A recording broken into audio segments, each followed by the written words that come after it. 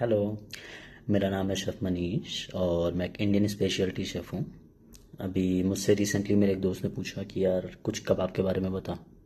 तो रेसिपी तो आपको सारी बताते हैं, मैं बताता हूँ हिस्ट्री कि कबाब आया कहाँ से। पहले बात करते हैं कबाब नाम की। तो ये आया अरब से, जिसका मतलब है भुना हुआ मीट।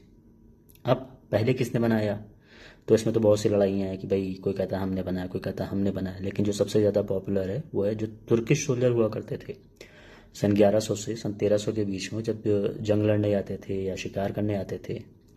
तो उन्होंने क्या किया, जो भी मीट होता था उसके चंक्स को काट के तलवारों पर लगा के उन्होंने ओपन फायर में पकाना चालू किया।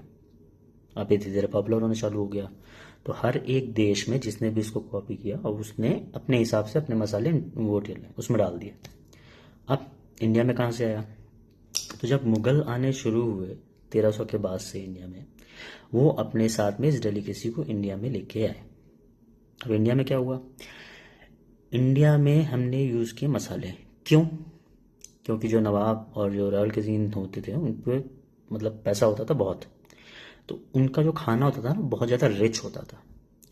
उसके कारण उनका पेट और उनकी जो मतलब कई हेल्थ इश्यूज होने चालू हो गए। तो हकीमों ने और खानसामों ने दोनों ने मिलके जड़ी बूटियों को मसाले में डालना चालू किया। उससे क्या हुआ कि जो भी हमारे मसाले थे वो एक तरीके से जड़ी बूटी हो गया, तो फ्लेवर का फ्लेवर हो गया और दवा की दवा हो गई।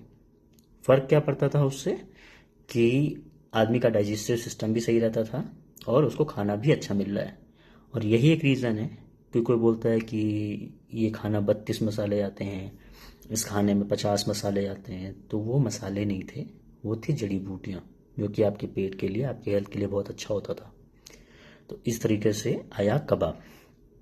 बाकी अगर आपको कुछ और जानना है तो आप मुझसे पूछिएगा, मैं आपको उसकी भी हिस्ट्री बताऊंगा।